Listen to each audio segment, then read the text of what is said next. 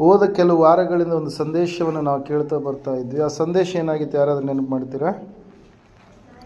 ನಾಲಿಗೆಯ ಕುರಿತಾಗಿ ಕೆಲವೊಂದು ವಿಷಯಗಳನ್ನು, ಸಂಗತಿಗಳನ್ನು ನಾವು ಧ್ಯಾನ ಮಾಡ್ತಾ ಬಂದಿದ್ದೀವಿ ಪ್ರಿಯರೇ. ನಾಲಿಗೆ ಕುರಿತಾಗಿರ್ತಕ್ಕಂಥ ಸತ್ಯಾಂಶಗಳನ್ನು ನಾವು ನೋಡ್ತಾ ಇರಬೇಕಾದ್ರೆ, ದೇಹದಲ್ಲಿ ಒಂದು ಚಿಕ್ಕ ಅಂಗವಾಗಿ, ಯಾಕೋಬನ ಪತ್ರಿಕೆ 3ನೇ ಅಧ್ಯಾಯದಲ್ಲಿ ಸಂಪೂರ್ಣವಾಗಿ ಅದರ ವಿವರಣೆಯನ್ನು ನಾವು ನೋಡ್ತಾ ಇದ್ದೇವೆ. ಚಿಕ್ಕ ಅಂಗವಾಗಿ ದೊಡ್ಡ ಕಾರ್ಯಗಳನ್ನು ಕೊಚ್ಚಿಕೊಳ್ಳುವಂಥ ಒಂದು ನಾಲಿಗೆಯಾಗಿ, ಉರಿಸುವಂಥ ಒಂದು ಕಿಚ್ಚಾಗಿ, ಅಧರ್ಮದ ಒಂದು ಸ್ಥಿತಿ ಉಳ್ಳದ್ದಾಗಿ, ದೇಹವನ್ನೆಲ್ಲ ಕೆಡಿಸುವಂಥ ಒಂದು ಸ್ಥಿತಿ ಉಳ್ಳದ್ದಾಗಿ, ನರಕದಿಂದ ಬೆಂಕಿ ಹತ್ತಿಸುವಂಥ ಸ್ಥಿತಿಗೆ ಅದು ನಮ್ಮನ್ನು ನಡೆಸಿಕೊಂಡು ಹೋಗುತ್ತೆ ಎನ್ನುವಂಥ ಕಾರ್ಯವನ್ನು ಮಾತ್ರವಲ್ಲದೆ ಪ್ರಪಂಚಕ್ಕೆ ಬೆಂಕಿ ಹತ್ತಿಸುತ್ತದೆ ಎಂಬುದಾಗಿ, ಅದನ್ನು ಯಾರು ಕೂಡ ಹತೋಟಿಗೆ ತರಲಾರದಂಥ ಒಂದು ಸ್ಥಿತಿ ಅದು ಆಗಿದೆ ಎಂಬುದಾಗಿ, ಸುಮ್ಮನಿರಲಾರದಂಥ ಒಂದು ಕೆಡಕಾಗಿದೆ ಎಂಬುದಾಗಿ, ಮರಣಕರವಾದಂಥ ವಿಷ ನಾಲಿಗೆಯಲ್ಲಿ ಇದೆ ಎಂಬುದಾಗಿ, ಅದೇ ನಾಲಿಗೆ ಮೂಲಕವಾಗಿ ದೇವರನ್ನ ಕೊಂಡಾಡುವಂಥ ನಾವು ಅದೇ ನಾಲಿಗೆ ಮೂಲಕವಾಗಿ ಮನುಷ್ಯರನ್ನು ಶಪಿಸುವಂಥವರಾಗಿರ್ತೀವಿ ಅನ್ನುವಂಥ ವಿಷಯಗಳನ್ನು ನಾವು ನೋಡ್ತಾ ಬಂದು, ನಾಲಿಗೆಯ ಪಾಪಗಳಾದರೂ ಏನು ಎಂಬುದಾಗಿ ನಾವು ಅಧ್ಯಯನ ಮಾಡಿದ್ವಿ ಪ್ರಿಯರೇ. ಆಣೆ ಇಡುವುದಾಗಿರ್ಬೋದು, ತೀರ್ಪು ಮಾಡುವಂಥದ್ದಾಗಿರ್ಬೋದು, ಕಿವಿ ಊದುವಂಥದ್ದು, ಚಾಡಿ ಹೇಳುವಂಥದ್ದು, ಬಡಾಯಿ ಕೊಚ್ಚುವಂಥದ್ದು, ಹೊಲಸು ಮಾತು, ಬುದ್ಧಿಹೀನ ಮಾತು, ಕುಚೋದ್ಯ ಮಾತು, ಉರುಳಿಲ್ಲದ ಮಾತು, ಸುಳ್ಳಿನ ಮಾತು, ಗುಣುಗುಟ್ಟುವಂಥ ಮಾತು, ತಪ್ಪು ಹೋರಿಸುವಂಥ ಮಾತು, ಹರಟೆಯ ಮಾತು, ದೂಷಿಸುವಂಥ ಮಾತುಗಳನ್ನು ನಾವು ಧ್ಯಾನ ಮಾಡಿ, ಓದುವಾರ ವಿಶೇಷವಾಗಿ ಒಂದು ಸಂಗತಿಯನ್ನು ನಾವು ಧ್ಯಾನ ಮಾಡಿದ್ವಿ. ಏನ್ರಿ? ನಾಲಿಗೆಯ ಪಾಪದ ಪರಿಣಾಮಗಳಾದರೂ ಏನು ಎಂಬುದಾಗಿ. ಹಲ್ಲೆಲೂಯಾ. ಯಾರು ನಾಲಿಗೆಯ ಮೂಲಕವಾಗಿ ಪಾಪ ಮಾಡ್ತಾರೋ ಆ ಪಾಪದಿಂದ ಅವರಿಗೆ ಆಗುವಂಥ ಶಿಕ್ಷೆಗಳಾದರೂ ಏನೆಂಬುದಾಗಿ ನಾವು ಧ್ಯಾನ ಮಾಡಿದ್ದೀವಿ. ಮೊದಲನೇದಾಗಿ, ನಾಲಿಗೆ ಮೂಲಕವಾಗಿ ಸ್ವಂತ ಸಹೋದರನನ್ನು ದೂಷಿಸಿರ್ತಕ್ಕಂಥ, ಬೈದಿರ್ತಕ್ಕಂಥ ಅಕ್ಕಳಾಗಿರ್ತಕ್ಕಂಥ ಮಿರಿಯಾಮಳು ತೊನ್ನು ಶಿಕ್ಷೆಗೆ ಆಕೆ ಗುರಿಯಾದಳು. ನಾಲಿಗೆ ಮೂಲಕವಾಗಿ ದೇವರ ಉಗ್ರ ಕೋಪ ಎನ್ನುವಂಥದ್ದು ಅವರ ಮೇಲೆ ಬಂತು ಪ್ರೇರೆ. ನಾಲಿಗೆ ಮೂಲಕವಾಗಿ ಸೈತಾನನು ಮನುಷ್ಯರನ್ನು ಪ್ರೇರೇಪಿಸುವಂಥವನಾಗಿ ಇರ್ತಾನೆ. ನಾಲಿಗೆ ನ್ಯಾಯ ವಿಚಾರಣೆ ದಿನದಲ್ಲಿ ನಮ್ಮನ್ನು ನಿಲ್ಲಿಸುವಂಥದ್ದಾಗಿ ಇರುತ್ತೆ. ಅದು ನೀತಿವಂತರನ್ನಾಗಿರ್ಬೋದು ಅಥವಾ ಅನೀತಿವಂತರನ್ನಾಗಿ ಮಾಡುವಂಥ ಒಂದು ಕಾರ್ಯವು ಕೂಡ ನಾಲಿಗೆಯಲ್ಲಿ ಇದೆ ಎಂಬುದಾಗಿ ನಾವು ನೋಡಿದ್ದೇವೆ. ನಾಲಿಗೆ ಮೂಲಕವಾಗಿ ದೇವರಿಗೆ ಸುಳ್ಳಾಡಿರ್ತಕ್ಕಂಥ ಅನನೀಯ ಮತ್ತು ಸಫೈರಳು ಅವ್ರು ಏನು ಮಾಡಿದ್ರಿ? ಅಕಾಲ ಮರಣಕ್ಕೆ ಅವ್ರು ಏನಾದರೂ ತುತ್ತಾದ್ರು ಎಂಬುದಾಗಿ ಅಪೊಸ್ತಲರ ಕೃತ್ಯಗಳ ಪುಸ್ತಕ 5ನೇ ಅಧ್ಯಾಯ 4ರಿಂದ 5 ವಚನಗಳಲ್ಲಿ ನಾವು ನೋಡಿದವರು ಆಗಿದ್ದೇವೆ. ಅದೇ ನಾಲಿಗೆ ಮನುಷ್ಯರನ್ನು ಭಕ್ತಿಹೀನತೆಯ ಕಡೆಗೆ ನಡೆಸುವಂಥದ್ದಾಗಿದೆ. ಅದೇ ನಾಲಿಗೆ ಮನುಷ್ಯರನ್ನು ಅಗ್ನಿ ನರಕಕ್ಕೂ ಕೂಡ ನಡೆಸುತ್ತೆ ಎಂಬುದಾಗಿ ಪ್ರಕಟಣೆ ಪುಸ್ತಕ 21:8ರಲ್ಲಿ ಕೂಡ ನಾವು ನೋಡಿದ್ದೇವೆ ಪ್ರಿಯರೇ. ಎಲ್ಲ ಸಂಗತಿಗಳನ್ನು ಓದುವಾರ ನಾವು, ಆಚೆ ವಾರ ನಾವು ನೋಡಿದ್ದೇವೆ. ಈ ಸಮಯದಲ್ಲಿ ವಿಶೇಷವಾಗಿ ಯಾವ ನಾಲಿಗೆಯನ್ನು ದೇವರು ಮೆಚ್ಚುತ್ತಾನೆ, ನಾವು ಯಾವ ನಾಲಿಗೆ ಉಳ್ಳವರಾಗಿದ್ದರೆ ದೇವರಿಂದ ನಾವು ಆಶೀರ್ವಾದಗಳನ್ನು ಹೊಂದಿಕೊಳ್ಳೋದಕ್ಕೆ ಸಾಧ್ಯ ಎಂಬುದಾಗಿ ನಾವು ನೋಡೋಣ. ನಿಮ್ಮ ಸತ್ಯವೇದದಲ್ಲಿ 34ನೇ ಕೀರ್ತನೆ 13ನೇ ವಚನವನ್ನು ಈ ಸಮಯದಲ್ಲಿ ಓದಿಕೊಳ್ಳೋಣ. ಕೀರ್ತನೆಗಳು 34:13ನೇ ವಚನ.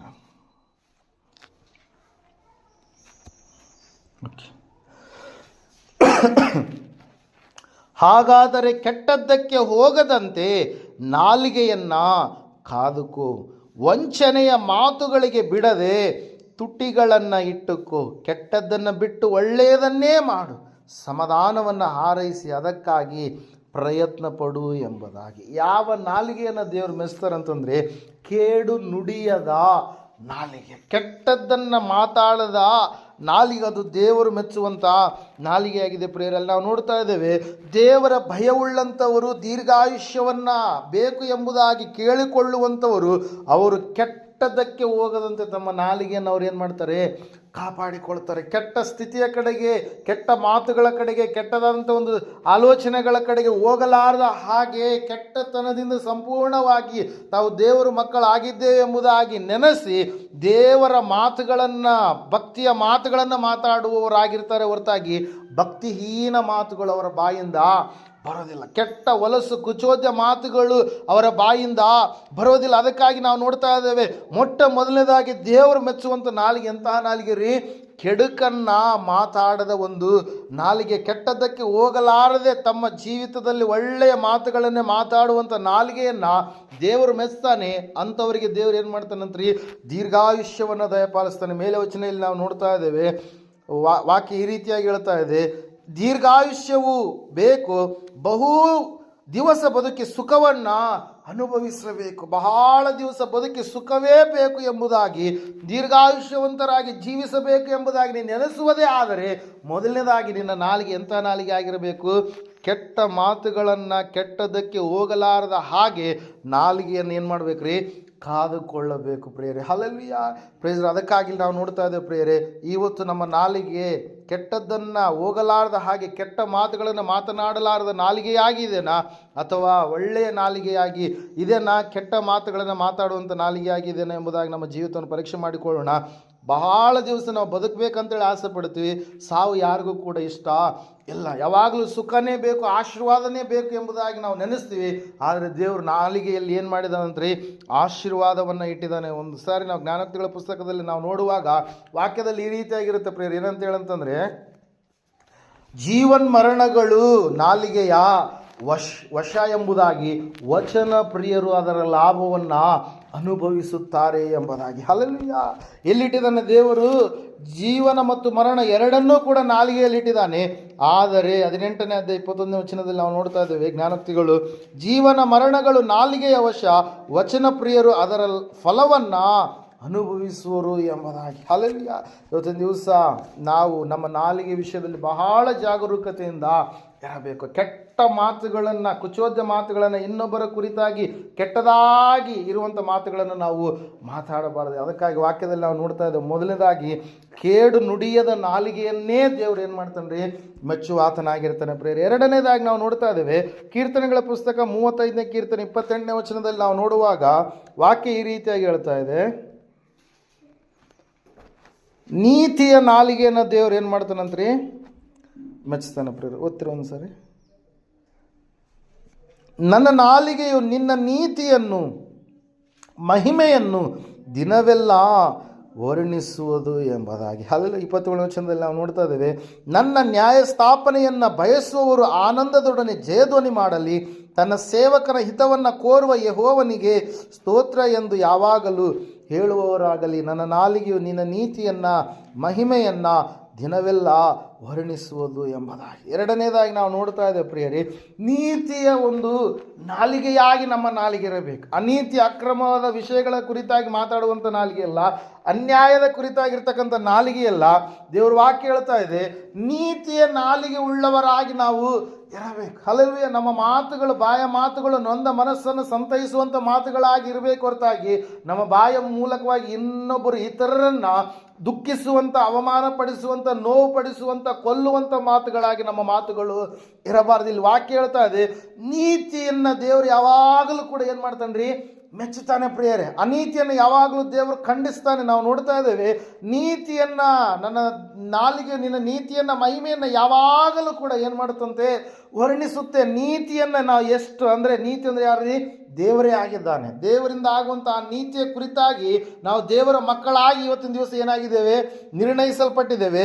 ಆ ನೀತಿಯ ಕುರಿತಾಗಿಯೇ ಮಾತಾಡುವಾಗ ಮಾತ್ರ ದೇವರ ಆಶೀರ್ವಾದಗಳನ್ನು ಹೊಂದಿಕೊಳ್ಳೋದಕ್ಕೆ ಸಾಧ್ಯ ಆಗುತ್ತೆ ಪ್ರಿಯರೆಲ್ಲ. ನಾವು ನೋಡ್ತಾ ಇದ್ದೇವೆ, ನೀತಿಯ ನಾಲಿಗೆ ಉಳ್ಳಂಥ ಭಕ್ತನು ತನ್ನ ಭಕ್ತಿಯ ಜೀವಿತದಲ್ಲಿ ಬರುವಂಥ ಎಲ್ಲ ಉಪದ್ರವ, ಉಪಟಳ, ತೊಂದರೆ, ತಾಪತ್ರೆ, ಕಷ್ಟ ಕಾರ್ಪಣ್ಯಗಳ ಮಧ್ಯದಲ್ಲಿ ಅವನಿಗೆ ದೇವರು ಏನು ಮಾಡ್ತಾನೆ?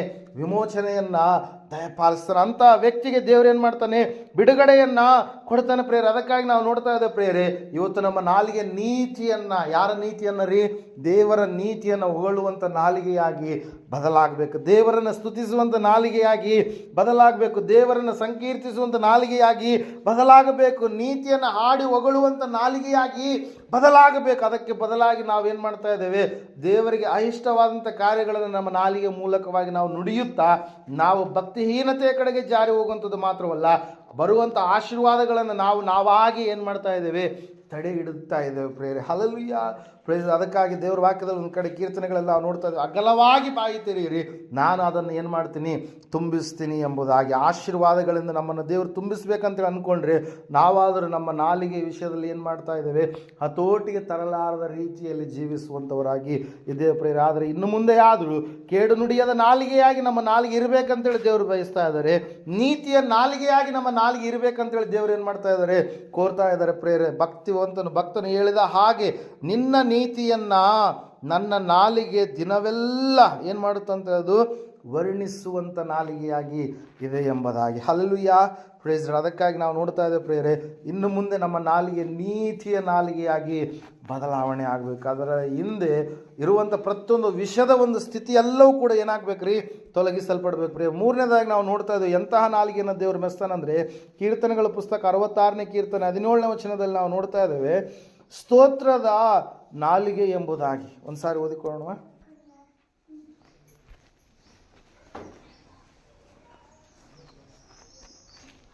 ಓದ್ರಮ್ಮ. 17 ಎಲ್ಲ ದೇವಭಕ್ತರೇ ಬಂದು ಕೇಳಿರಿ, ಆತನು ನನಗಾಗಿ ಮಾಡಿದ್ದೆಲ್ಲವನ್ನ ನಿಮಗೆ ತಿಳಿಸುವೆನು.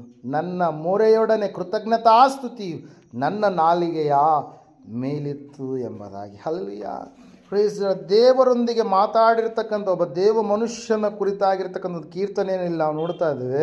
ಅವನು ದೇವರು ತನ್ನ ಜೀವಿತದಲ್ಲಿ ಮಾಡಿರ್ತಕ್ಕಂಥ ಮೇಲುಗಳನ್ನು, ಉಪಕಾರಗಳನ್ನು, ತನ್ನ ಸಾಕ್ಷಿಯ ಸಾರಾಂಶವನ್ನು ದೇವರ ಮುಂದೆ, ಕರುಣೆಯುಳ್ಳಂಥ ದೇವರ ಮುಂದೆ, ಪ್ರೀತಿ ಸ್ವರೂಪನಾದಂಥ ದೇವರ ಮುಂದೆ ಏನು ಮಾಡ್ತಾ ಇದ್ದಾನ್ರಿ, ಮೊರೆಯೊಡನೆ ಆತನ ನಾಲಿಗೆ ಏನು ಮಾಡ್ತಾ ಇತ್ತಂದ್ರಿ, ಕೃತಜ್ಞತಾಸ್ತುತಿಯೊಡನೆ ಆತನ ನಾಲಿಗೆ ಎನ್ನುವಂಥದ್ದು ಇತ್ತು ಪ್ರೇರಲ್ಲಿ. ನಾವು ನೋಡ್ತಾ ಇದ್ದೇವೆ, ದೇವಭಕ್ತರೆಲ್ಲರೂ ನೀವು ಬಂದು ಕೇಳಿರಿ, ದೇವರು ನನಗಾಗಿ ಮಾಡಿದ್ದೆಲ್ಲವನ್ನು ನಿಮಗೆ ನಾನೇನು ಮಾಡ್ತಾ ಇದ್ದೇನೆ, ತಿಳಿಸ್ತಾ ಇದ್ದೀನಿ. ಇವತ್ತಿನ ದಿವಸ ದೇವರು ಮಾಡಿದಂಥ ಮೇಲುಗಳನ್ನು ಅನೇಕರು ಏನು ಮಾಡಿಬಿಡ್ತಾರೆ ರೀ, ಮರೆತು ಬಿಡ್ತಾರೆ ಪ್ರೇರ. ದೇವರು ಕಷ್ಟದಲ್ಲಿ ಕೈ ಹಿಡಿದು ನಡೆಸಿರ್ತಕ್ಕಂಥ ಸ್ಥಿತಿಯನ್ನು, ಅನಾರೋಗ್ಯದ ಸಮಯದಲ್ಲಿ ಆತನನ್ನು ಯಾವ ರೀತಿಯಾಗಿ ನಮಗೆ ಆರೋಗ್ಯವನ್ನು ಒದಗಿಸಿಕೊಟ್ಟಂಥ ಸ್ಥಿತಿಯನ್ನು, ಸಾವು ಸಮೀಪಕ್ಕೆ ಬಂದಂಥ ಸಮಯದಲ್ಲಿ ಸಾವನ್ನು ದೂರ ಮಾಡಿ ಪುನಃ ನಮ್ಮನ್ನು ಆಯುಷ್ಯವನ್ನು ಹೆಚ್ಚಿಸಿ ಬದುಕಿಸಿದಂಥ ಸ್ಥಿತಿಗಳನ್ನು ಅನೇಕರು ಮರೆತು ಬಿಡ್ತಾರೆ. ಆದರೆ ಇಲ್ಲಿ ನಾವು ನೋಡ್ತಾ ಇದ್ದೇವೆ, ಭಕ್ತನು ಹೇಳ್ತಾ ಇದ್ದೇನೆ ಏನಂತ ಹೇಳಂತಂದರೆ, ನನಗೆ ದೇವರು ಮಾಡಿದ ಎಲ್ಲವುಗಳನ್ನು ನಿಮಗೆ ನಾನು ತಿಳಿಸ್ತಾ ಇದ್ದೇನೆ. ನನ್ನ ಕಣ್ಣೀರನ್ನು ದೇವರು ಒರೆಸಿರ್ತಕ್ಕಂಥ ಸ್ಥಿತಿ, ನಾನು ಬಲಹೀನನಾಗಿರುವಂಥ ಸಮಯದಲ್ಲಿ ನನಗೆ ಬಲವನ್ನು ಒದಗಿಸಿಕೊಟ್ಟು ನನ್ನನ್ನು ಆಶೀರ್ವಾದ ಮಾಡಿದಂಥ ಸ್ಥಿತಿ, ಎಲ್ಲರೂ ಕೂಡ ಕೈ ಬಿಟ್ಟಂಥ ಸಮಯದಲ್ಲಿ ಕೈ ಬಿಡದೆ ಆತನು ನನ್ನನ್ನು ನಡೆಸಿರ್ತಕ್ಕಂಥ ಸ್ಥಿತಿ, ಅದೆಲ್ಲವನ್ನು ಭಕ್ತನೇನು ಮಾಡ್ತಾ ಇದ್ದಾನೆ ರೀ, ವರ್ಣಿಸ್ತಾ ಇದ್ದಾನೆ ಪ್ರೇರ. ಅದಕ್ಕಾಗಿ ನಾವು ನೋಡ್ತಾ ಇದ್ದೇವೆ, ನಮ್ಮ ನಾಲಿಗೆ ದೇವರಿಗೆ ಸ್ತೋತ್ರ ಹೇಳುವಂಥ ನಾಲಿಗೆಯಾಗಿ ಇರಬೇಕು. ಯಾವ ಸ್ತೋತ್ರ ಎಂಬುದಾಗಿ ನಾವು ನೋಡ್ತಾ ಇದ್ದೇವೆ, ಕೃತಜ್ಞತೆಯಿಂದ ಕೂಡಿದಂಥ ಒಂದು ಸ್ತುತಿ ಪ್ರಿಯರೇ. ಹಲ್ಲೆಲೂಯಾ. ಏನಂತೆ ಕೃತಜ್ಞತೆ ಅಂದ್ರೆ ಏನ್ರಿ, ಥ್ಯಾಂಕ್ಸ್ ಅಂತ ಹೇಳ್ತೀವಿ. ದೇವರೇ, ನೀನು ಇಷ್ಟೆಲ್ಲ ಮೇಲುಗಳನ್ನು ಮಾಡಿದೆಯಪ್ಪ, ನಿನಗೆ ವಂದನೆ ಎಂಬುದಾಗಿ. ದೇವರೇ, ನೀನು ಒಂದು ವೇಳೆ ಆವತ್ತಿನ ದಿವಸ ನಾನು ನಿನ್ನನ್ನು ನಂಬಲಾರದೆ ಹೋಗಿದ್ರೆ ನಾನೇನಾಗ್ತಾ ಇದೆ, ಬಲಹೀನನಾಗ್ತಾ ಇದೆ, ನಾನೇನಾಗ್ತಾ ಇದೆ, ಭಯಂಕರವಾದಂಥ ಸ್ಥಿತಿಗೆ, ಅವಮಾನಕ್ಕೆ ನಾನು ಈಡಾಗ್ತಿದೆ, ಜಾರಿ ಹೋಗ್ತಾ ಇದ್ದೆ. ಆದರೆ ನೀನಾದರೂ ನನ್ನನ್ನು ಆ ದುಸ್ಥಿತಿಯಿಂದ, ಆ ಒಂದು ಸಮಸ್ಯೆಯಿಂದ ಬಿಡುಗಡೆ ಮಾಡಿ ನನ್ನನ್ನು ಸುಸ್ಥಿತಿಯ ಕಡೆಗೆ ನೀನು ನಡೆಸಿದ್ದೆ. ಒಂದು ವೇಳೆ ನಾನು ನಿನ್ನನ್ನು ನಂಬಲಾರದೆ ಹೋಗಿದ್ರೆ ನಾನು ಖಂಡಿತವಾಗಿ ಕೂಡ ಇವತ್ತಿಗೆಲ್ಲ ಮಣ್ಣಲ್ಲಿ ಮಣ್ಣಾಗಿ ನಾನು ಜೀವಿಸಿ, ಮಣ್ಣಲ್ಲಿ ಮಣ್ಣಾಗಿ ಹೋಗಿ ಕಳೆದು ಹೋಗಿ ಎಷ್ಟೋ ವರ್ಷಗಳು ಆಗಿರಬೇಕಾಗಿತ್ತು. ಅಲ್ಲವೇ ಕೆಲವರು ನಾವು ಸಾಕ್ಷಿಗಳನ್ನು ಕೇಳುವಾಗ ಪ್ರಿಯರೇ, ಅವರು ತಾವು ತಮ್ಮ ಜೀವಿತದಲ್ಲಿ ಸಾವು ಎನ್ನುವಂಥ ಸಮೀಪಕ್ಕೆ ಬಂದಾಗ, ಮರಣಕರವಾದಂಥ ವ್ಯಾಧಿ ಬಂದಾಗ ಅವರು ಹೇಳಿಕೊಂಡಿರ್ತಕ್ಕಂಥ ಸಾಕ್ಷಿಗಳನ್ನು ಕೇಳುವಾಗ ನಮಗೇನಾಗುತ್ತೆ ರೀ, ನಿಜವಾಗ್ಲೂ ದೇವರು ಏನಾಗಿದ್ದಾನೆ, ನೀತಿವಂತನಾಗಿದ್ದ, ನಿಜವಾಗ್ಲೂ ದೇವರು ತನ್ನ ಮಕ್ಕಳ ಪ್ರಾರ್ಥನೆಯನ್ನು ಕೇಳ್ತಾನೆ, ನಿಜವಾಗ್ಲೂ ದೇವರು ಅದ್ಭುತ ಅತಿಶಯ ಕಾರ್ಯಗಳನ್ನು ಜರುಗಿಸ್ತಾನೆ ಎಂಬುದಾಗಿ. ಹಲ್ಲೆಲೂಯಾ, ಪ್ರಿಯರೇ. ಯಾಕಂದರೆ ದೇವರಿಗೆ ಅಸಾಧ್ಯವಾಗಿರುವಂಥದ್ದು ಲೋಕದಲ್ಲಿ ಯಾವುದು ಕೂಡ ಇಲ್ಲ ಪ್ರಿಯರೇ. ದುಸ್ಥಿತಿಯನ್ನು ಹೋಗಲಾಡಿಸಿ ಸುಸ್ಥಿತಿಯನ್ನು ದಯಪಾಲಿಸಿದಂಥ ದೇವರು ಆತನು ಪ್ರಿಯರೇ. ಅದಕ್ಕಾಗಿ ಭಕ್ತನು ಹೇಳ್ತಾ ಇದ್ದಾನೆ ಏನಂತ ಹೇಳಂತಂದರೆ, ನಾನು ನನ್ನ ನಾಲಿಗೆಯ ಮೇಲೆ ಕೃತಜ್ಞತೆಯ ಸ್ತೋತ್ರ ಎನ್ನುವಂಥದ್ದು, ಆತನನ್ನು ಸಂಕೀರ್ತಿಸುವಂಥ ಸ್ತೋತ್ರ ಎನ್ನುವಂಥದ್ದು ಯಾವಾಗಲೂ ಕೂಡ ನನ್ನ ನಾಲಿಗೆಯ ಮೇಲಿತ್ತು ಎಂಬುದಾಗಿ. ಇವತ್ತು ನಮ್ಮ ನಾಲಿಗೆ ಯಾವ ರೀತಿಯಾಗಿದೆ, ಬೇರೆ ವಿಷಯಗಳನ್ನೆಲ್ಲ ಎಷ್ಟೋ ರೀತಿಯಲ್ಲಿ ಮಾತಾಡ್ತೀವಿ, ಬೇರೆ ವಿಷಯಗಳ ಕುರಿತಾಗಿ ಎಷ್ಟೆಲ್ಲ ಹಾಡುಗಳನ್ನು ಆಡ್ತೀವಿ, ವರ್ಣನೆ ಮಾಡ್ತೀವಿ. ಆದರೆ ದೇವರು ನಮ್ಮ ಜೀವಿತದಲ್ಲಿ ಮಾಡಿದಂಥ ಮೇಲುಗಳನ್ನು, ದೇವರು ನಮ್ಮ ಜೀವಿತದಲ್ಲಿ ಮಾಡಿರ್ತಕ್ಕಂಥ ಅತಿಶಯ ಆಶೀರ್ವಾದ ಕಾರ್ಯಗಳನ್ನು ನಾವು ಮರೆಯುವಂಥವರಾಗಿದ್ದೀವಿ ಅನ್ನೋ ಪ್ರೇರು. ಒಂದು ಸಾರಿ ದೇವರು ಎಂಥ ನಾಲಿಗೆಯನ್ನು ಮೆಚ್ತಾನಂತಂದರೆ, ಸ್ತೋತ್ರದ ನಾಲಿಗೆಯನ್ನು ಆತನ ಏನು ಮಾಡ್ತಾನೆ ರೀ, ಮೆಚ್ಚುವಂಥ ದೇವರಾಗಿದ್ದಾನೆ ಪ್ರೇರು. ಈ ಸಮಯದಲ್ಲಿ 4ನೇದಾಗಿ ನಾವು ನೋಡೋಣ, 119ನೇ ಕೀರ್ತನೆ 172ನೇ ವಚನದಲ್ಲಿ ಕೊನೆಯದಾಗಿ ಮುಂದಿನ ವಾರಿನ ಕೆಲವೊಂದು ವಿಷಯಗಳನ್ನು ನಾವು ಧ್ಯಾನ ಮಾಡೋಣ.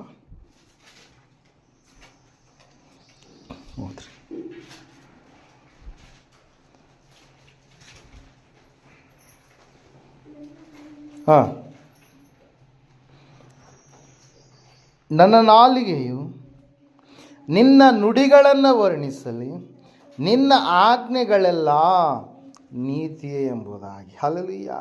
ದೇವರ ನೀತಿಯು ನಮ್ಮ ಹಾಡುಗಳ ಸಾರಾಂಶವಾಗಿ ಇರಬೇಕು ಎಂಬುದಾಗಿ ನಾವು ನೋಡ್ತಾ ಇದ್ದೀವಿ. ಎಂತಹ ನಾಲಿಗೆಯನ್ನು ದೇವರು ಮೆಚ್ಚನ್ರಿ? ವಾಕ್ಯದ ನಾಲಿಗೆ. ಹಲ್ಲೆಲೂಯಾ.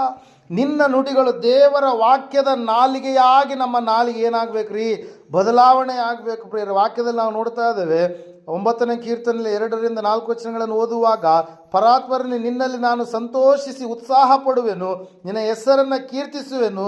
ನನ್ನ ಹಗೆಗಳು ನಿನ್ನ ಎದುರಿನಿಂದ ಹಿಂದಿರುಗಿ ಎಡವಿ ಬಿದ್ದು ಹಾಳಾದರಲ್ಲ. ನನ್ನ ವ್ಯಾಜ್ಯದಲ್ಲಿ ನೀನು ನ್ಯಾಯವನ್ನು ಸ್ಥಾಪಿಸಿದಿ. ನೀನು ಆಸನಾರೂಢನಾಗಿ ನೀತಿಯಿಂದ ನ್ಯಾಯವನ್ನು ನಿರ್ಣಯಿಸುವವನಾಗಿದ್ದಿ ಎಂಬುದಾಗಿ. ಹಲ್ಲೆಲೂಯಾ. Praise the Lord. ದೇವರ ನೀತಿಯುಳ್ಳಂಥ ಎಲ್ಲ ಆಜ್ಞೆಗಳ ಕುರಿತಾಗಿ ನಾವು ಆ ವಾಕ್ಯಗಳನ್ನು ನಾವು ವರ್ಣಿಸುವವರಾಗಿ ಇರಬೇಕು. ಆತನಿಗೆ ಸ್ತೋತ್ರವನ್ನು ಸಲ್ಲಿಸುವಂಥದ್ದು ಮಾತ್ರವಲ್ಲ, ಆತನ ವಾಕ್ಯಗಳ ವಿಷಯವಾಗಿ, ಆತನ ನುಡಿಗಳ ವಿಷಯವಾಗಿ, ಆತನ ಮಾತುಗಳ ವಿಷಯವಾಗಿಯೂ ಕೂಡ ನಮ್ಮ ನಾಲಿಗೆ ಇರಬೇಕು. ಎಂಥ ನಾಲಿಗೆ ಆಗಿರಬೇಕು? ವಾಕ್ಯದ ನಾಲಿಗೆಯಾಗಿ ಇರಬೇಕು. ಹಲ್ಲೆಲೂಯಾ. 91ನೇ ಕೀರ್ತನೆಯಲ್ಲಿ ನೀವು ಓದುವಾಗ, ಭಕ್ತನು ಯಾವ ರೀತಿಯಾಗಿ ದೇವರನ್ನು ಸಂಕೀರ್ಣಿಸ್ತಾನೆ, ಯಾವ ರೀತಿಯಾಗಿ ಭಕ್ತನು ತನ್ನ ಜೀವಿತದಲ್ಲಿರ್ತಕ್ಕಂಥ ಕಷ್ಟಗಳನ್ನು ದೇವರ ಮುಂದೆ ಹೇಳಿಕೊಂಡಾಗ ದೇವರಿಂದ ಬಂದಿರತಕ್ಕಂಥ ಉತ್ತರ ಏನಾಗಿದೆ, ಒಂದು ಜಯದ ಒಂದು ಜೀವಿತದ ಆಶೀರ್ವಾದ ಏನಾಗಿದೆ, 91ನೇ ಕೀರ್ತನೆಯಲ್ಲಿ ಸಂಪೂರ್ಣವಾಗಿ ನಾವೇನು ಮಾಡ್ತಾ ಇದ್ದೇವೆ ರೀ? ನೋಡ್ತಾ ಇದ್ದೇವೆ. ಪರಾತ್ಪರನ ಮೊರೆಹೊಕ್ಕಿರುವ ಸರ್ವಶಕ್ತನ ಆಶ್ರಯದಲ್ಲಿ ಏನಾಗಿರ್ತಾನೆ? ಸುರಕ್ಷಿತನಾಗಿರ್ತಾನೆ. ಹಲ್ಲೆಲೂಯಾ. Praise lord. ಬೇಟೆಗಾರನ ಬಲೆ ಇರಲಿ, ಮರಣಕರ ವ್ಯಾಧಿ ಇರಲಿ, ಮತ್ತೆ ನಾವು ನೋಡ್ತಾ ಇದ್ದೇವೆ ಶತ್ರುಗಳು ಎಲ್ಲ ದಿಕ್ಕುಗಳಿಂದ ಬಂದರೂ ಕೂಡ ದೇವರು ಕಾವಲುಗಾರನಾಗಿದ್ದು, ದೇವರು ಏನಾಗಿರ್ತಾನೆ? ನಮಗೆ ಗುರಾಣಿ ಆಗಿದ್ದು ನಮ್ಮನ್ನು ಕಾಪಾಡ್ತಾನೆ ಪ್ರಿಯರೇ. ಯಾಕಂದರೆ ನಾವು ದೇವರನ್ನು ಆಶ್ರಯಿಸಿದಂಥ ಮಕ್ಕಳಾಗಿದ್ವಿ. ನಾವು ವಾಕ್ಯದಲ್ಲಿ ನಾವು ನೋಡುವಾಗ ಪ್ರಿಯರೇ, ಅಂತಹ ದೇವರ ವಾಕ್ಯಗಳನ್ನು ಕುರಿತಾಗಿ ನಾವು ಏನು ಮಾಡ್ಬೇಕ್ರಿ? ನಮ್ಮ ನಾಲಿಗೆ ಮೂಲಕವಾಗಿ ಅರಿಕೆ ಮಾಡಬೇಕು. ನಾವು ಏನು ಮಾಡ್ಬೇಕ್ರಿ? ವಾಕ್ಯವನ್ನು ಅರಿಕೆ ಮಾಡಬೇಕು. ದೇವರೇ, ನೀನು ಒಳ್ಳೆ ದೇವರು ಎಂಬುದಾಗಿ ನಿನ್ನ ವಾಕ್ಯ ಹೇಳುತ್ತಲ್ಲಪ್ಪ. ನೀನು ಕಷ್ಟದಲ್ಲಿರುವಂಥವ್ರನ್ನ ಬಿಡಿಸಿದ್ದಿ ಎಂಬುದಾಗಿ ನಿನ್ನ ವಾಕ್ಯ ಹೇಳುತ್ತಲ್ಲ ಸ್ವಾಮಿ, ನನ್ನನ್ನು ಕೂಡ ಬಿಡಿಸಿ ಎಂಬುದಾಗಿ ಪ್ರಾರ್ಥಿಸುವಂಥ ನಾಲಿಗೆಯಾಗಿ ಕೂಡ ನಿನ್ನ ನಾಲಿಗೆ ಇರಬೇಕಿಲ್ಲ. ನಾವು ನೋಡ್ತಾ ಇದ್ದೇವೆ 4ನೇದಾಗಿ ದೇವರು ಮೆಚ್ಚುವಂಥ ನಾಲಿಗೆ ಎಂತಹ ನಾಲಿಗೆ ರೀ? ವಾಕ್ಯದ ನಾಲಿಗೆ. ದೇವರ ನುಡಿಗಳನ್ನು ವರ್ಣಿಸುವಂಥ ನಾಲಿಗೆಯನ್ನು ದೇವರು ಖಂಡಿತವಾಗಿ ಏನು ಮಾಡ್ತಾನೆ ರೀ? ಆತನು ಮೆಚ್ಚುವಂಥ ದೇವರಾಗಿದ್ದಾನೆ ಪ್ರಿಯರೇ. ಅದಕ್ಕಾಗಿ ನಾವು ನೋಡ್ತಾ ಇದ್ದೇವೆ, ಕೇಡು ನುಡಿಯದ ನಾಲಿಗೆಯಾಗಿ ನಮ್ಮ ನಾಲಿಗೆ ಇರಬೇಕು, ನೀತಿಯ ನಾಲಿಗೆಯಾಗಿ ನಮ್ಮ ನಾಲಿಗೆ ಇರಬೇಕು, ಸ್ತೋತ್ರದ ನಾಲಿಗೆಯಾಗಿ ನಮ್ಮ ನಾಲಿಗೆ ಇರಬೇಕು. ಅಷ್ಟು ಮಾತ್ರವಲ್ಲದೆ ವಾಕ್ಯದ ನಾಲಿಗೆಯಾಗಿಯೂ ಕೂಡ ನಮ್ಮ ನಾಲಿಗೆ ಇರಬೇಕು ಪ್ರಿಯರೇ. ನಮ್ಮ ಜೀವಿತದಲ್ಲಿ ಈ ಒಂದು 4 ವಿಷಯಗಳನ್ನು ನಾವು ಸಂಪೂರ್ಣವಾಗಿ ಅಳವಡಿಸಿಕೊಂಡು ದೇವರಿಂದ ಆಶೀರ್ವಾದಗಳನ್ನು ನಾವು ಹೊಂದಿಕೊಳ್ಳೋಣ. ದೇವರು ನಮ್ಮ ವಿಷಯಗಳನ್ನು ಆತನು ಮೆಚ್ಚಿ ನಮ್ಮ ಜೀವಿತದಲ್ಲಿ ಅದ್ಭುತವನ್ನು ಜರುಗಿಸ್ತಾನೆ. ಈ ಸಮಯದಲ್ಲಿ ನಾವೆಲ್ಲರೂ ನಿಂತ್ಕೊಂಡು ಪ್ರಾರ್ಥನೆ ಮಾಡಿಕೊಳ್ಳೋಣ. ಇವತ್ತು ನಮ್ಮ ನಾಲಿಗೆ ಎಂತಹ ನಾಲಿಗೆಯಾಗಿ ಇದೆ? ಕೇಡು ನುಡಿಯದ ನಾಲಿಗೆಯಾಗಿದೆನಾ? ಕೇಡು ನುಡಿಯದ ನಾಲಿಗೆಯಾಗಿ ನಮ್ಮ ನಾಲಿಗೆ ಇಟ್ಟುಕೊಂಡ್ರೆ ವಾಕ್ಯ ಹೇಳ್ತಾ ಇದೆ, ಬಹು ದಿವಸ ಬದುಕಿ ನೀನು ಸುಖವನ್ನು ಅನುಭವಿಸಬೇಕು, ದೀರ್ಘಾಯುಷ್ಯವಂತನಾಗಿ ನೀನು ಜೀವಿಸಬೇಕು, ಕೆಟ್ಟದಕ್ಕೆ ಹೋಗದಂತೆ ನಿನ್ನ ನಾಲಿಗೆಯನ್ನು ಕಾದುಕು ಎಂಬುದಾಗಿ. ಕೆಟ್ಟದ್ದು ನಿನ್ನಲ್ಲಿದೆನಾ? ಸಂಪೂರ್ಣವಾಗಿ ನಾಲಿಗೆಯಲ್ಲಿರ್ತಕ್ಕಂಥ ಕೆಟ್ಟದನ್ನು ತೊಲಗಿಸಿ ಬಿಡು. ದೇವರನ್ನು ಮೆಚ್ಚುವಂಥ ನಾಲಿಗೆ ಒಂದು ನಾಲಿಗೆ ಪ್ರಿಯರದು ನೀತಿಯ ನಾಲಿಗೆ ಎಂಬುದಾಗಿ. ದೇವರ ಕುರಿತಾಗಿರ್ತಕ್ಕಂಥ ನೀತಿಯನ್ನು ನೀನು ವರ್ಣಿಸುವಂಥ ವ್ಯಕ್ತಿ ಆಗಿದೆಯಾ? ದೇವರು ಮಾಡಿದಂಥ ಮೇಲುಗಳನ್ನು ಕೃತಜ್ಞತೆ ಭಾವದಿಂದ ಆತನಿಗೆ ನೀನು ಸ್ತೋತ್ರವನ್ನು ಸಲ್ಲಿಸುವಂಥ ನಾಲಿಗೆಯಾಗಿ ನಿನ್ನ ನಾಲಿಗೆ ಇದೆನಾ? ದೇವರು ಮೆಚ್ಚುವಂಥ ನಾಲಿಗೆ ವಾಕ್ಯದ ನಾಲಿಗೆ ಪ್ರೇರಣೆ. 119ನೇ ಕೀರ್ತನೆಯನ್ನು ನೀವು ಸಂಪೂರ್ಣ ಮೊದಲನೇ ವಚನದಿಂದ ಮೊದಲುಗೊಂಡು 176 ವಚನಗಳವರೆಗೆ ನೀನು ಓದುವಾಗ ದೇವರ ವಾಕ್ಯದ ಶ್ರೇಷ್ಠತೆ ಏನಾಗಿದೆ ಎಂಬುದಾಗಿ ಆ ಕೀರ್ತನೆಯಲ್ಲಿ ನಾವು ನೋಡ್ತಾ ಇದ್ದೇವೆ. ದೇವರ ಮಾತುಗಳು ಪ್ರತಿಯೊಂದು ಕೂಡ ಪರಿಶುದ್ಧವಾಗಿರುವಂಥದ್ದು. ಆ ವಾಕ್ಯದ ವಿಷಯವಾಗಿ ನೀನು ಸಂಪೂರ್ಣವಾಗಿ ಜಾಗರೂಕತೆಯಿಂದ ನೀನು ಜೀವಿಸಬೇಕಾಗಿದೆ. ಸಹೋದರ ಸಹೋದರಿಯೇ, ನಾಲಿಗೆ ಬಹಳ ಮೋಸಕರವಾಗಿರುವಂಥದ್ದು ಎಂಬುದಾಗಿ, ಅದನ್ನು ಹತೋಟಿಗೆ ತೆಗೆದುಕೊಳ್ಳುವಂಥವನು ಸುಶಿಕ್ಷಿತನು ಎಂಬುದಾಗಿ ವಾಕ್ಯದಲ್ಲಿ ನಾವು ನೋಡ್ತಾ ಇದ್ದೇವೆ. ಈ ಸಮಯದಲ್ಲಿ ನಮ್ಮ ನಾಲಿಗೆ ಯಾವ ರೀತಿ ಆಗಿದೆ? ನಾಲಿಗೆ ಮೂಲಕವಾಗಿ ನಾವು ಒಳ್ಳೆಯವರು ಕೆಟ್ಟವರು ಎಂಬುದಾಗಿ ದೇವರು ನಿರ್ಣಯಿಸ್ತಾನೆ, ನೀತಿವಂತರು ಅನೀತಿವಂತರು ಎಂಬುದಾಗಿ ದೇವರು ನಿರ್ಣಯಿಸ್ತಾನೆ. ಕೆಡಕನ್ನು ನುಡಿಯದ ನಾಲಿಗೆ ಆಗಿದೆನಾ? ಸ್ತೋತ್ರದ ನಾಲಿಗೆ ಆಗಿದೆನಾ? ನೀತಿಯ ನಾಲಿಗೆಯಾಗಿದೆನಾ? ವಾಕ್ಯದ ನಾಲಿಗೆಯಾಗಿ ವಾಕ್ಯದ ವಿಷಯಗಳನ್ನು ಮಾತಾಡುವಂಥ ನಾಲಿಗೆಯಾಗಿ ಇದೆನಾ? ನಮ್ಮ ನಾಲಿಗೆ ವಿಷಯ ಒಂದು ಸಾರಿ ನಾವು ಪರೀಕ್ಷೆ ಮಾಡಿಕೊಂಡು ಪ್ರಾರ್ಥನೆ ಮಾಡಿಕೊಂಡು, ಮಹೋನ್ನತ ಮಹಾಪರಿಶುದ್ಧನಾದ ಮಹಾದೇವ ನಿನಗೆ ಸ್ತೋತ್ರಗಳಪ್ಪ. ಕೇಳಿದಂಥ ವಾಕ್ಯವನ್ನು ಬಿತ್ತಿದಂಥ ಬೀಜವನ್ನು ಸ್ವಾಮಿ 100ರಷ್ಟು ಸ್ವಾಮಿ ಫಲಿಸುವಂತೆ ನೀನು ಸಹಾಯ ಮಾಡಿ ನಡೆಸಪ್ಪ. ಕರ್ತನೆ, ಹೌದು ರಾಜನೇ, ನಮ್ಮ ನಾಲಿಗೆ ಯಾವ ರೀತಿಯಾಗಿರಬೇಕು, ನೀನು ಮೆಚ್ಚುವಂಥ ನಾಲಿಗೆ ಎಂತಹದಾಗಿದೆ ಎಂಬುದಾಗಿ ನಮಗೆ ತಿಳಿಯಪಡಿಸಿದ್ದಕ್ಕಾಗಿ ಸ್ತೋತ್ರಗಳಪ್ಪ. ಹೌದು ಕರ್ತನೆ, ನಾವು ನಾಲಿಗೆ ವಿಷಯವಾಗಿ ಅನೇಕ ವಿಧದಲ್ಲಿ ಸ್ವಾಮಿ ಬೇಜವಾಬ್ದಾರಿತನವನ್ನು ನಾವು ತೋರಿಸಿದ್ದೇವೇನಪ್ಪ. ದೇವರೇ, ಇನ್ನು ಮುಂದೆ ನಾವು ಆ ರೀತಿಯಾಗಿರದೆ ಸಂಪೂರ್ಣವಾಗಿ ನೀನು ಮೆಚ್ಚುವ ನಾಲಿಗೆಯನ್ನು ಸಂಪೂರ್ಣವಾಗಿ ಕರ್ತನೆ ನಾವು ಕೂಡ ಅದನ್ನು ಅನುಸರಿಸಿ ನಡೀಲಿಕ್ಕಾಗುವಂತೆ ಭಕ್ತಿಯ ಜೀವಿತವನ್ನು ಜೀವಿಸಿದಂಥ ಭಕ್ತಿವಂತರ ಹಾಗೆ ನಮ್ಮ ನಾಲಿಗೆ ವಿಷಯದಲ್ಲಿ ನಾವು ಕೂಡ ಜಾಗರೂಕತೆಯಿಂದ ಸ್ವಾಮಿ ಇರಲಿಕ್ಕಾಗುವಂತೆ ನೀನು ಸಹಾಯ ಮಾಡಿ ನಡೆಸಪ್ಪ. ಸಂಪೂರ್ಣವಾಗಿ ಇವರೆಲ್ಲರ ಜೀವಿತಗಳನ್ನು ನಿನ್ನ ಕರಗಳಲ್ಲಿ ಒಪ್ಪಿಸ್ತಾ ಇದ್ದೇವೆ ಸ್ವಾಮಿ. ಕರ್ತನೆ, ಒಂದು 2026ನೇ ವರ್ಷದ 2ನೇ ತಿಂಗಳಿನ 1ನೇ ದಿವಸದಲ್ಲಿ ಸ್ವಾಮಿ ನೀನು ನಮ್ಮನ್ನು ಈ ರೀತಿಯಾಗಿ ನಡೆಸಿದ್ದೀವಿ. ಸ್ತೋತ್ರಪ್ಪ. ಕಳೆದ ಒಂದು ತಿಂಗಳ ಸ್ವಾಮಿ ಯಾವ ರೀತಿಯಾಗಿ ಕಳೆದು ಹೋಯ್ತೋ ನಮಗೆ ಗೊತ್ತಿಲ್ಲಪ್ಪ. ವರ್ಷಗಳು ಬೇಗನೆ ಗತಿಸಿ ಹೋಗ್ತಾ ಇದ್ದಾವೆ. ನಿನ್ನ ಬರುವಿಕೆ ಸಮೀಪವಾಗಿದೆ ಸ್ವಾಮಿ. ನಾವಾದರೂ ನಿನಗಾಗಿ ಕರ್ತನೆ ಸ್ವಾಮಿ ಕಾಯುವವರಾಗಿ, ನಿರೀಕ್ಷೆ ಉಳ್ಳವರಾಗಿ, ಕರ್ತನೆ ಸ್ವಾಮಿ ಸಿದ್ಧರಾಗಿ, ಕಾಯುವುದಕ್ಕೆ ಬದ್ಧರಾಗಿ ಸ್ವಾಮಿ ನಿನ್ನನ್ನು ಎದುರುಗೊಳ್ಳುವುದಕ್ಕೆ ಸ್ವಾಮಿ ಮುಖಾಮುಖಿಯಾಗಿ ಕರ್ತನೆ ಅರ್ಹತೆಯುಳ್ಳ ಭಕ್ತಿಯನ್ನು ಮಾಡಲಿಕ್ಕಾಗುವಂತೆ ಸಹಾಯ ಮಾಡಿ ನಡೆಸಪ್ಪ. ಕೇಳಿದಂಥ ವಾಕ್ಯವನ್ನು ಬಿತ್ತಿದಂಥ ಬೀಜವನ್ನು 100ರಷ್ಟು ಫಲ ಕೊಡುವಂತೆ ಸಹಾಯ ಮಾಡಿ ನಡೆಸಬೇಕೆಂಬುದಾಗಿ ಎಲ್ಲ ಸ್ವಾಮಿ ನಿನ್ನ ಮಕ್ಕಳನ್ನು ನೀವು ತಾನೇ ಆಶೀರ್ವಾದ ಮಾಡಿ ಅದ್ಭುತವಾದ ಕಾರ್ಯ ಜರುಗಿಸಿ ಮುಂಬರುವ ಎಕ್ಸಾಮ್ಸ್ಗಳಲ್ಲಿ ಒಳ್ಳೆಯ ಫಲಿತಾಂಶವನ್ನು ಇವರು ಹೊಂದಿಕೊಳ್ಳುವಂಥ ಹೊಲಗಳ ಬೆಳೆಯನ್ನು ಕೂಡ ಆಶೀರ್ವಾದ ಮಾಡಪ್ಪ. ಕುಟುಂಬದಲ್ಲಿರ್ತಕ್ಕಂಥ ಪ್ರತಿಯೊಂದು ಅಲಜಡಿ ಸಮಸ್ಯೆಗಳೆಲ್ಲವನ್ನು ಸ್ವಾಮಿ ನೀಗಿಸಿ ಬಿಡುಗಡೆನ ದಯಪಾಲಿಸಿ ಅದ್ಭುತವನ್ನು ಇವ್ರ ಜೀವಿತದಲ್ಲಿ ಜರುಗಿಸ್ತಾ ಬರಬೇಕೆಂಬುದಾಗಿ ಯೇಸು ಕ್ರಿಸ್ತನ ನಾಮದಲ್ಲಿ ಪ್ರಾರ್ಥಿಸಿ ಅರ್ಪಿಸಿ ಬೇಡೊಂದೇ ಪ್ರಮುಖ ಆಮೇಲೆ.